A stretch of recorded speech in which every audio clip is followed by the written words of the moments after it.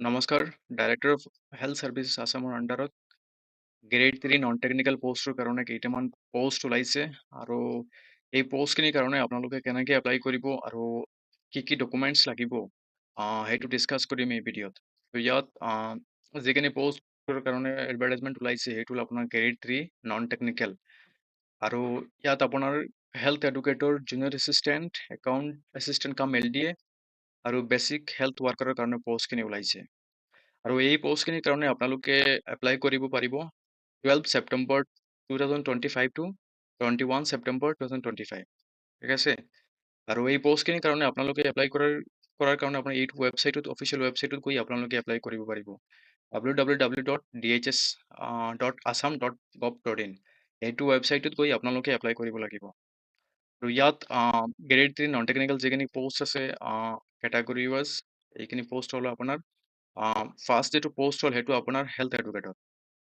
এতিয়া ফাৰ্ষ্ট যিটো পষ্ট হ'ল সেইটো হ'ল আপোনাৰ হেল্থ এডুকেটৰ আৰু হেল্থ এডুকেটৰৰ পষ্টৰ কাৰণে আপোনাৰ টোটেল ভেকেঞ্চি আছে আপোনাৰ 78 আৰু ইয়াত আনৰিজাৰ্ভৰ কাৰণে 40টা ভেকেঞ্চি আছে, SCৰ কাৰণে 5টা ভেকেঞ্চি আছে, STৰ কাৰণে আপোনাৰ 8টা ভেকেঞ্চি আছে আৰু ST হিলছৰ কাৰণে 4টা ভেকেঞ্চি আছে আৰু ইয়াত OBC MOBC কাৰণে 20টা ভেকেঞ্চি আছে আৰু টি ট্ৰাইবছ আদিবাসী কমিউনিটিৰ কাৰণে এটা ভেকেঞ্চি আছে আৰু যিসকল PWBD আছে তেওঁলোকৰ কাৰণে 3টা ইয়াত ভেকেঞ্চি আছে। এতিয়া নেক্সট যিটো পষ্ট হয় সেইটো হ'ল আপোনাৰ junior assistant for account assistant কাম LDA। তো এইটো পষ্টৰ কাৰণে আপোনাৰ যিটো ভেকেঞ্চি আছে সেই টোটেল ভেকেঞ্চি হ'ল আপোনাৰ 72 আৰু ইয়াত আনৰিজাৰ্ভ কেটাগৰীৰ কাৰণে আপোনাৰ আছে 36, SC কেটাগৰীৰ কাৰণে আছে 6 আৰু ST প্লেইনছৰ কাৰণে আছে 7টা ভেকেঞ্চি আৰু ST হিলছৰ কাৰণে আছে আপোনাৰ 4টা ভেকেঞ্চি আৰু ইয়াত OBC MOBC কাৰণে 18টা ভেকেঞ্চি আছে আৰু OBC MOBC যিসকল মানে টি ট্ৰাইবছ আদিবাসী কমিউনিটি তেওঁলোকৰ কাৰণে এটা ভেকেঞ্চি আছে আৰু ইয়াত PWBD যিসকল আছে তেওঁলোকৰ কাৰণে 3টা ভেকেঞ্চি আছে টোটেল।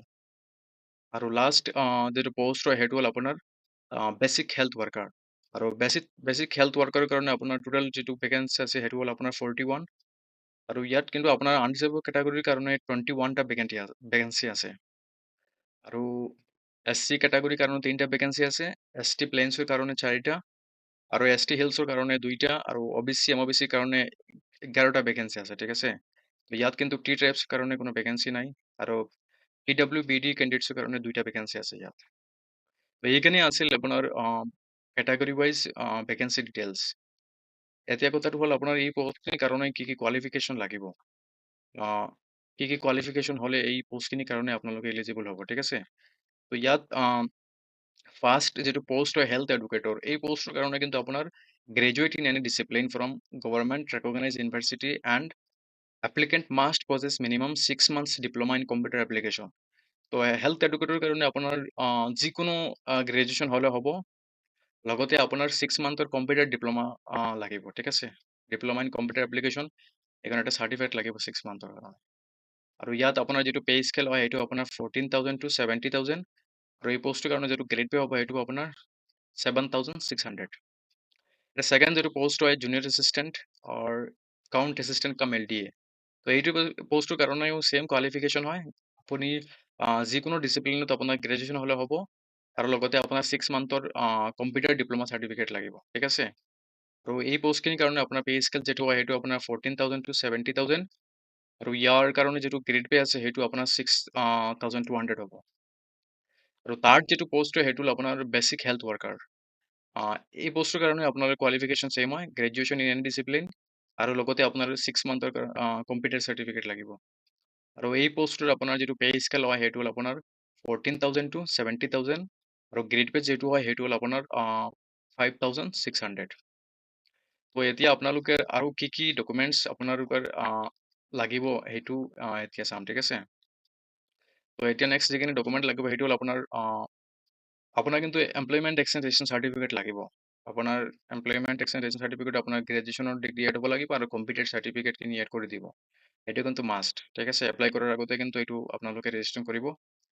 আৰু আপুনি যদি কিবা গ্ৰেড 4ৰ পষ্টত আছে আৰু আপুনি ভাবিছে গ্ৰেড 3 পষ্টৰ কাৰণে এপ্লাই কৰিব, গ্ৰেড 3 পষ্টত জইন কৰিব, তেনেহ'লে আপোনাৰ এখন NOC চাৰ্টিফিকেটো দিব লাগিব, ঠিক আছে। আৰু আপুনি যদি কিবা বেলেগ গভৰ্ণমেণ্ট ডিপাৰ্টমেণ্টত আছে, আপুনি যদি ভাবে হেল্থ ডিপাৰ্টমেণ্টত আহিব, তেনেহ'লে আপোনাৰ কিন্তু ন অবজেকশ্যন চাৰ্টিফিকেট দিব লাগিব, ঠিক আছে। আৰু যিসকল PWBD কেণ্ডিডেট হয় তেওঁলোকে কিন্তু তেওঁলোকে চাৰ্টিফিকেট কিন্তু দিব লাগিব। আৰু বাকী যিখিনি ৰিজাৰ্ভ কেটাগৰী আছে SC ST hills OBC MOBC T tribes আদিবাসী কমিউনিটি তেওঁলোকে কিন্তু তেওঁলোকৰ যিটো কাষ্ট চাৰ্টিফিকেট হয় সেইটো কিন্তু আম, লাগিব। আৰু ইয়াত এইখিনি পষ্টৰ কাৰণে যিটো এজ লিমিট আছে সেইটো হ'ল আপোনাৰ আনডিজেবল কাৰণে কিন্তু মেক্সিমাম এজ 40 আৰু OBC MOBC কাৰণে আপোনাৰ মেক্সিমাম এজ 43 আৰু SC ST কাৰণে মেক্সিমাম এজ লিমিট হ'ব আপোনাৰ 45 আৰু PWBD যিসকল ষ্টুডেণ্ট আছে তেওঁলোকৰ কাৰণে মেক্সিমাম এজ যিটো হয় সেইটো হ'ব আপোনাৰ 50 ইয়াৰ্ছ। আৰু এই পষ্টখিনিৰ কাৰণে এপ্লাই কৰোঁতে আপোনালোকৰ কিন্তু কোনো ফিজ নালাগে। ইয়াত লিখা আছে যে এপ্লিকেশ্যন ফিজ ন fees is required to be paid. এই পষ্টখিনিৰ কাৰণে আপোনালোকে কোনো ফিজ পে'মেণ্ট কৰিব নালাগে, ঠিক আছে। এতিয়া চিলেকশ্যন প্ৰচেছ কেনেকৈ হ'ব, তো ইয়াত আপোনাৰ চিলেকশ্যন প্ৰচেছৰ কাৰণে যি ন'টিচ তেওঁলোকে দিব সেইটো আপোনাৰ এইটো ৱেবছাইটত আপোনালোকে চেক কৰিব, ঠিক আছে, www.dhs.assam.gov.in। আৰু এই পষ্টখিনিৰ কাৰণে আপোনালোকৰ অনলাইন এপ্লিকেশ্যনটো 12 ছেপ্টেম্বৰৰ পৰা ষ্টাৰ্ট হ'ব। এইটো এই ৱেবছাইটত গৈ আপোনালোকে এপ্লাই কৰিব লাগিব www.dhs.assam.gov.in। আৰু ডিপাৰ্টমেণ্টৰ পৰা যি অফিচিয়েল ন'টিচ তেওঁলোকে দিব সেইটো কিন্তু আপোনালোকে এইটো ৱেবছাইটত গৈ পাই যাব, ঠিক আছে। এনেই আপোনালোকে মানে কিবা ৰেণ্ডম মেছেজ হোৱাটছএপ পাই সেইটো মানে আপোনালোকে একজেক্টলি নাপাবিব। যিসকল আপোনালোকৰ অফিচিয়েল ন'টিচ ডিপাৰ্টমেণ্টৰ পৰা আহিব সেই ন'টিচখিনি কিন্তু আপোনাৰ এইটো ৱেবছাইটত আপোনালোকে পাব আৰু এইটো ৱেবছাইট আপোনালোকে চেক কৰিব ৰেগুলাৰ, ঠিক আছে। তো এইখিনি আছিল ভিডিঅ'ত। যদি আপোনাৰ কোৱালিফিকেশ্যন মেচ হয় তেনেহ'লে আপোনালোকে পষ্টখিনিৰ কাৰণে এপ্লাই কৰিব পাৰিব। আৰু এপ্লাই ডেটটো আপোনালোকে অলপ মনত ৰাখিব, সেইটো হ'ল আপোনাৰ ষ্টাৰ্টিং হ'ব আপোনাৰ 12 ছেপ্টেম্বৰ 2025 আৰু ইয়াৰ লাষ্ট যিটো ডেট হ'ব সেইটো হ'ব আপোনাৰ 21 ছেপ্টেম্বৰ 2025, ঠিক আছে। তো এইখিনি আছিল এই ভিডিঅ'ত। ধন্যবাদ।